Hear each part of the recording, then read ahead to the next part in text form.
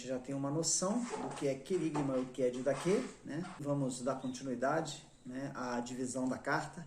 E a divisão da carta é assim, então quando você leu lá, que foi dada, né, uma direção para você ler os 3 capítulos, para ter uma visão, né, ter um enfoque, avaliar os 3 últimos, foi nesse intuito, né, de você perceber uma diferença. Então, o conteúdo dos 3 primeiros capítulos tem a ver com a proclamação da verdade, que é o querigma, e os 3 últimos têm a ver com os mandamentos concernentes a essa verdade. Os 3 primeiros vão falar da pessoa de Cristo, da obra de Cristo, vai falar da igreja, vai falar do propósito eterno de Deus. Já os 3 últimos vão tratar dos mandamentos referentes a isso. O tom do primeiro, você vai perceber que é um tom afirmativo, porque se trata de verdades. Os 3 primeiros capítulos, o tom vai ser sempre isso, né? De afirmação de uma verdade, para nos levar a uma convicção, convicto de quem eu sou em Cristo Jesus. Já os 3 últimos, o tom já é imperativo, porque não se trata de um pedido, por favor, se trata de uma ordem, né? Quando termina o capítulo 3, inicia o 4, já começa assim: rogo-vos, pois, eu, prisioneiro de Cristo, que andeis de modo digno da vocação a que foste chamado. Esse verbo aí, ele está no imperativo. Ele não está falando assim, se possível, se você tiver tempo, se puder, ande de modo digno. Não, é imperativo, é uma ordem. Por isso que é didaquê, mandamento. O primeiro aponta para a fé, o segundo aponta para a obediência.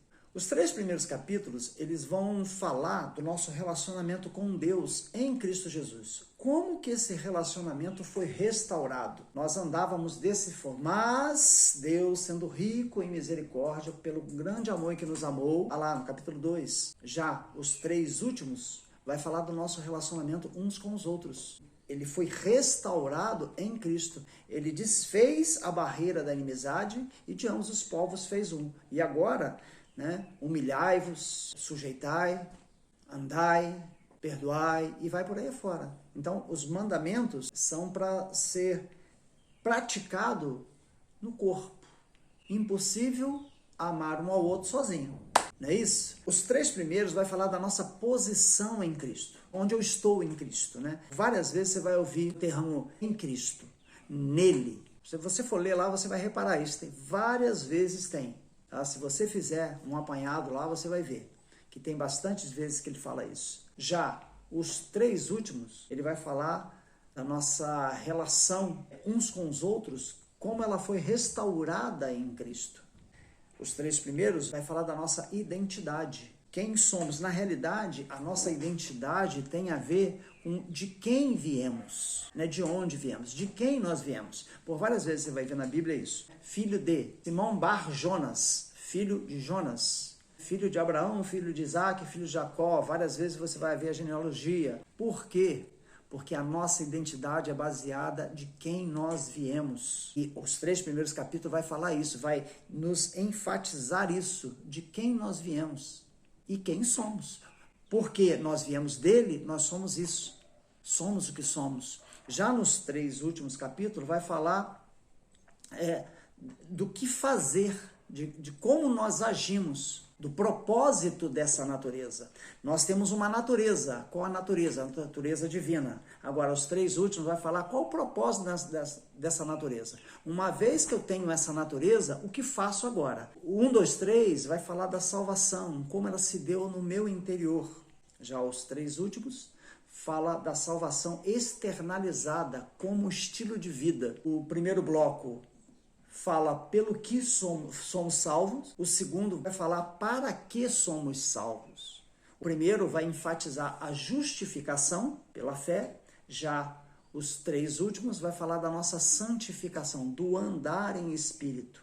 O primeiro bloco, ele vai endossar, ele vai enfatizar a adoração, que é a soberania de Deus. Você vai ver com vários textos colocando, né, exaltando Deus. Já os 3 últimos vai ter uma aplicação, que é a responsabilidade do homem. Um é a soberania de Deus, no outro bloco a responsabilidade do homem. O primeiro vai falar do propósito eterno, o segundo vai falar como andar nesse propósito.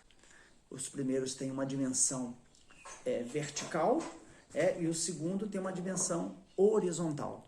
Com essa divisão, fica mais fácil quando você vai ler o livro, você fazer essa separação dos 3 primeiros, sabendo que ali você vai extrair as verdades nas quais você vai crer, e nos 3 últimos, os mandamentos nas quais você vai obedecer. Então a carta, ela mostra que o evangelho, ele não é algo para ficar isolado, apenas ter a fé.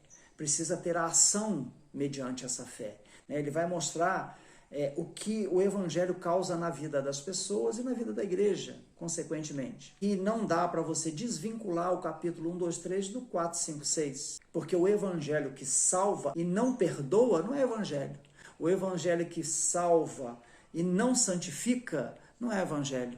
O evangelho que perdoa, mas não ensina a andar em santidade, não é um verdadeiro evangelho. A religião, ela vai dizer assim: santifique-se para ser justo. Já o evangelho diz: porque você é justo, santifique-se.